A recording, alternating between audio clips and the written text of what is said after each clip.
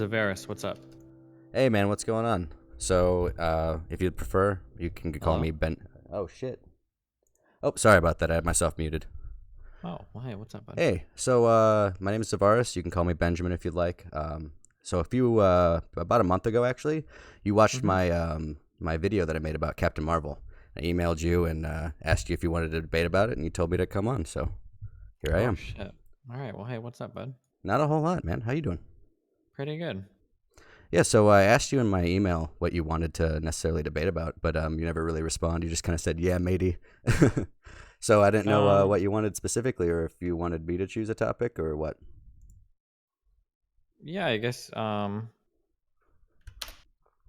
you could, what do you want to talk about? I guess, I think I remember seeing you in chat. I think you watched my response to it. So I guess what were your major criticisms of my response? I got super lucky. I just happened to jump in and you were watching. It was pretty funny. Mm-hmm. I missed the first part, so I had to go rewatch the VOD. Found it Uh-huh. pretty funny that you didn't really disagree with much until I started talking about you on the video. As far as things that I found disagreeable, most of your response seemed pretty beamy. So I think the only thing that I found to be disagreeable was a comment you made about um, how you seem to imply that it would be stupid to like to be lost and immersed in Marvel movies. So I kind of figured I wanted to see why. That sounds like the dumbest thing in the world to say. I mean, immersion is a really important part of media. What was the context of my So my statement? statement was that I really like Marvel movies. I find them to be really impactful for imparting emotion to me specifically, Uh-huh. and I think that's a really important part of immersion. And you made the comment, "Ha, I like to be immersed in movies. So let me tell you about how much I like Marvel movies." Like seeming to be implying that it would be dumb to be immersed in Marvel movies. Oh, I might have just been making, like, an elitist crack at Marvel movies Okay. or something, maybe? That'd be my guess, I guess, See, that's but, what I figured. I don't know what you said oh, was yeah. more meme versus what was more like an honest That opinion. that would be my guess based on how it sounded. To be fair, my taste in movies is pretty fucking entry level too. I mean, like, I watch all the Marvel superhero movies and shit, so it's not like, yeah. Yeah, no, But I I know, get like, that. if you talk to, like, a film major or some shit, they would kill themselves if they heard you say that, like, Marvel movies are an important part of something. But yeah. But what's up? Okay, yeah.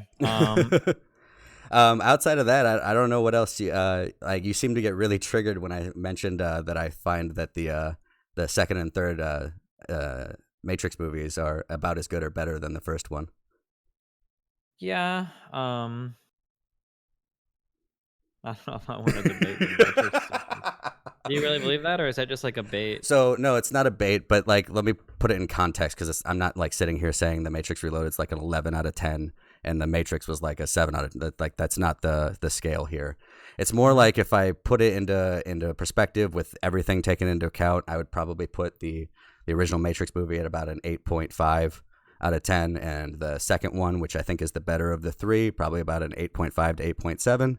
And then the third one is after reviewing again after I made my video, I'd probably put the third one at about an 8.4. So it is a bit under that first one. Why did you like The Matrix Reloaded so much? So when I first watched it, like a long time ago when I was a kid, I didn't really like it so much. But after rewatching it, the anniversary happened recently, This is the one earlier with, this like, the year. Keymaster, they jump on the cars and all that shit, right? Yep, that one.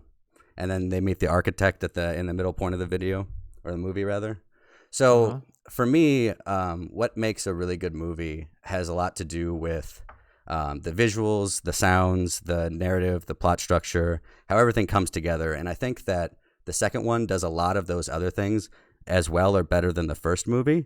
And in addition to that, it adds like this philosophy undertone to the movie that kind of just makes me more engaged now that I'm an adult and can actually engage with those more mid-level psychological points that they're bringing up in that movie. Hmm. So do you not feel like you get engaged by the philosophy in the second movie or the third movie? No, I feel, um I would have to, fuck, it's been so long. I'd have to rewatch the movies. One, I guess, like, one lens that I would view these movies through, and this isn't the only way to do it, and you could even take issue with this, is like is through the fight scenes, is like the first thing that comes to mind. It actually reminds me a lot of the Star Wars fight scenes. Um, in the first Matrix, anytime there's action on screen, there's usually a good deal of storytelling through action. Like every action sequence is is usually like part of like an overall developmental story. So for instance, when Neo first fights Morpheus is like a big part of like Morpheus getting Neo introduced to the idea of the Matrix and then establishing, whether or not he is better than an average, foot soldier in the battle or whatever. The fight where Morpheus throws himself through the wall to sacrifice himself to save Neo, is obviously showing that Morpheus believes so much in his mission, blah, blah, blah. And then it puts a big burden on Neo to blah, blah, blah. When Neo has to go in and save Morpheus, is Neo doing something that no one's ever done before when he fights the agent, et cetera. Like all of these fight scenes are pretty important and they're developmental. They're like important to the story. Like if you cut any of these out, you actually lose something really big in the movie. When I think of the fight scenes in the second Matrix, there are so many that seem so irrelevant. Correct me if I'm wrong, but I think the first one, isn't it just him fighting the Asian guy because he's trying to test him to see if he's really Neo? Yeah, but I mean, isn't your dismissal there the exact thing that you just tried to describe? They're showing a narrative element through fighting. It's not just a test moment, it's a moment where both people are coming to an understanding that they're not enemies, even though it starts off as a fight. This is a narrative element. I mean, and I would just kind of point out, like, in that first example you gave, where it's like Neo versus Morpheus, most Mhm. of that narrative development comes through dialogue and exposition, not through the actual fighting itself. Yeah. I mean, it's kind of all wrapped in the same scene, but I mean, I Yeah. can kind of, I don't know if I want to agree with that, but because I don't think that like, I don't think that, no, I think I don't agree with that. If Morpheus was standing outside of the Matrix talking to Neo or something, and he was like, when you're in the Matrix, do you think that's air that you're breathing? And then makes that facial expression. I don't think that would land the same if it wasn't couched within like a greater fight scene where Morpheus is clearly demonstrating to Neo that rules can be bent and broken. I think that that is all kind of part of that Oh scene. I no, think I the wasn't fighting for that to trying. happen. Yeah, I'm sorry. I wasn't trying to say Uh-huh. that they're not intertwined. I'm just Mhm. pointing out that it's not just the fighting. There are other aspects that modify what your Yeah, of perception of that course, yeah, scene but I'm just is. saying, like, in terms of, like, an action scene, like, most of the action scenes in the original Matrix were delivering something to the narrative aspect of the story, like, that they were important. But, like, I don't think in the first Matrix, like, I don't know, like, he could have ran into that Asian guy, and they could have just been like, "Ah, like, I'm part of the Oracle's, like, fucking crack team or whatever." And it's like, "Oh, cool." Like, why do they need to fight? Well, It wouldn't literally felt. oh, I'm Go ahead. sorry to interrupt, but wouldn't No, that no, go. just prompt a response from you that, oh, they're just hand waving via exposition? Well, no, it'd be like it would just well, it wouldn't be an important scene at all. They'd just be like, "Oh, okay, they're allies, I guess, Well, and let's move on." that's my point is they kind of show the importance of that scene. Here's a guy who can go toe to toe with Neo in his prime. They even show you what Neo is seeing through the guy before and after the fight scene. I just think it does impart something to the narrative. And like another one I Okay, would sure, point yeah, I out would guess. be is that the fight scene against Agent Smith, where the big CGI number where they have all the people, Uh-huh. that is an actual visual metaphor for Neo being overwhelmed by the situation that he's been thrust into. Like that is actual narrative, like visualization. And you need to do that scene for like 5 Oh, minutes? we could Like, agree that they might have overdone it, and sure, that might be a valid criticism, but that wouldn't be so valid as to say that that fight scene is irrelevant and therefore ruins the movie or anything like that. Um, yeah, it's not just any one of these, it's the combination. He runs into the Asian guy he has to fight. It's like the 5-minute sequence against the million Agent Smiths. The whole like when he runs into the people the first time they see like the Merovingian or whatever, or mhm. I don't remember the Yeah, fuck his shit. Merovingian, you got it right. Yeah, Merovingian. Like, why does he have to fight those people in the hallway with like the swords and everything? Like, No, I get you. I understand where you're coming from, or like the but these car scenes where they're jumping around in the cars and fighting against like the teleporting dudes. Like, well, that's actually narratively relevant because the key maker is the one they're trying to. It's an escape scene. Like, would you say that you would have a problem with all escape scenes because it's only furthering the plot from the point of escape to the point of actually escaping? no, but I mean, like, it feels like, I feel like if you, I feel like we're giving a lot of leeway to the writers here. I think that you could make it. I feel like the difference is that if I were to describe the narrative relevance, maybe we should even fucking do this because it would actually be a funny fucking meme to do. Is we could each go through and we could summarize or we could write like mini papers describing like the fight scenes between the Matrix, the first one and the second one, and like I feel like there is a good deal of stuff that's involved in the first Matrix and in each of these fight scenes. And all of them are not only do the scenes themselves convey stuff, but they necessarily are conveyed in these scenes. That Neo going into the Matrix and just picking up Morpheus from the corner isn't the same as him breaking in and fighting through agents and everything to do it. That these are actually important things. I don't think you could give the same justifications for why Morpheus needs to take out a katana to slice through some guys on top of a car just because it's an escape scene. Like it Sure. seems like there's a lot of like pornographic levels of like fighting, like gratuitous fighting in the second Matrix. Like there's a ton of these scenes that are like totally random. Like it's just there for action. Like that's essentially what it's there for. That's what Sure. it feels like to me. In a movie that features action, is that a problem necessarily to feature something really cool just because it's cool as shit and that makes the scene more enjoyable to watch and therefore brings more movie enjoyment? Like, isn't this something that would be debate based on pure opinion of what you think is like more enjoyable and not necessarily what makes something a better movie? Well, of course, if you want to just watch like an action movie, that's fine. So, for instance, I'm not going to sit here and tell you that I thought that John Wick was kind of a shitty movie because the story was weak, because that's not the type of movie John Wick is. But if you watch the first Matrix and you go from that to the second Matrix, this is like a huge tonal shift. It would be the difference between watching like the three Star Wars movies and then watching the prequels, and you're like, "Whoa, what the fuck happened? Like this changed so much." Like before, like when somebody took out a lightsaber, it was like a pivotal, important moment on screen. Now there's like 20-minute lightsaber back and forth fights, and it's just like a huge spectacle. And it feels like the tone changed from like something that wasn't just like a strict action movie to now something that's literally like a Fast and Furious tier action movie. Oh, I would think I would disagree with that. I don't really want to debate Star Wars because the way I view Hmm. Star Wars is entirely different than anything else I view. I honestly just go watch Star Wars to basically have a, like an orgasm of awesomeness because I'm watching it. That's why I go watch Star Wars, not for anything narrative or anything other than that. So I can't Sure. really offer you a rebuttal to that. I would just say that I think the originals do feature quite a bit of action, and I think they're pretty awesome. Um, Going back though, I think we got just a smidge lost in the weeds. So Hmm. as far as like the main critiques I hear you coming at me from about the reloaded point is that it seems more action centric, and nothing necessarily related to the plot so far. If you do have points, I'm not trying to say that you don't.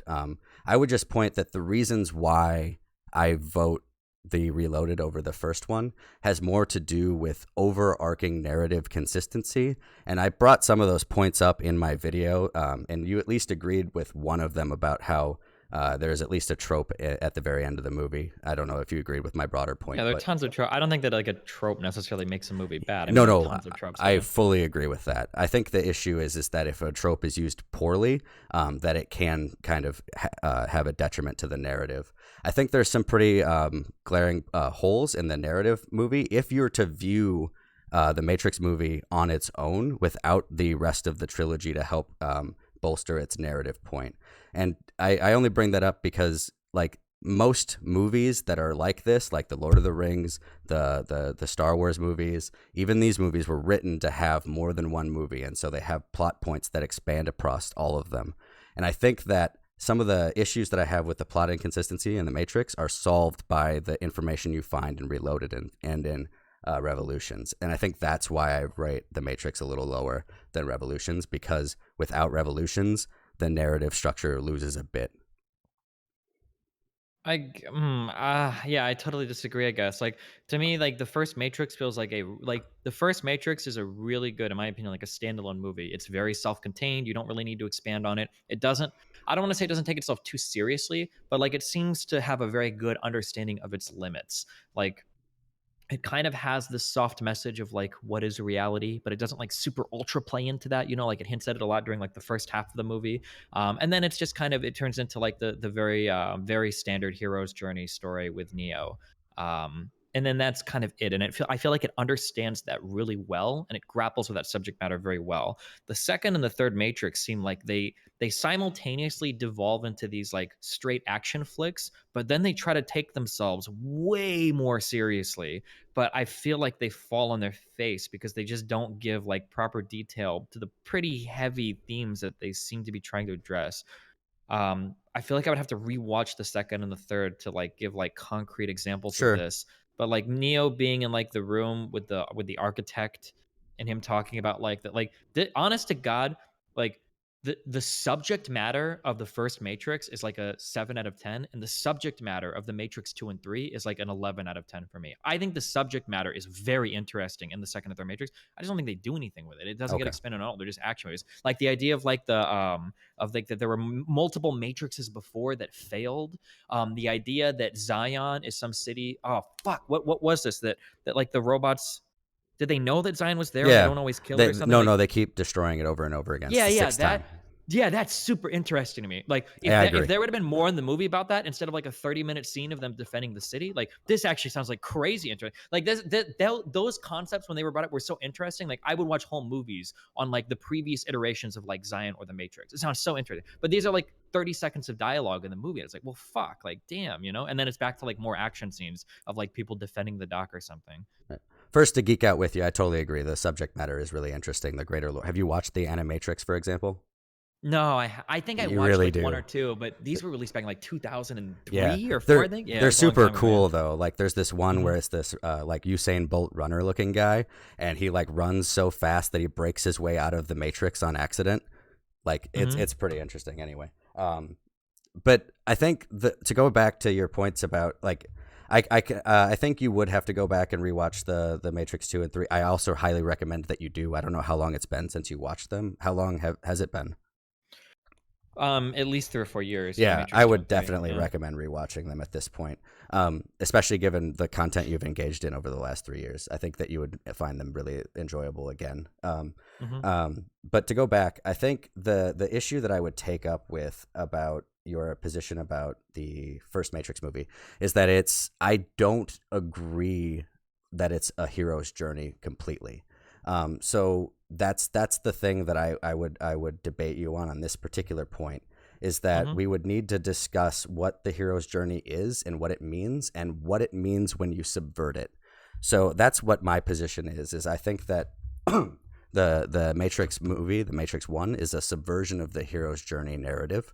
And I would defend that based off of my interpretation of what the hero's journey is. Like so which model do you know of readily?